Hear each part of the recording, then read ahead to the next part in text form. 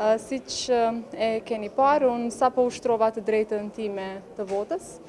Sot është një ditë e rëndësishme për Prishtinën, por po ashtu edhe për komunat e tjera. Në procesin e votimit më shoqëruan 2 fëmijët e mi, Tomori dhe Andra.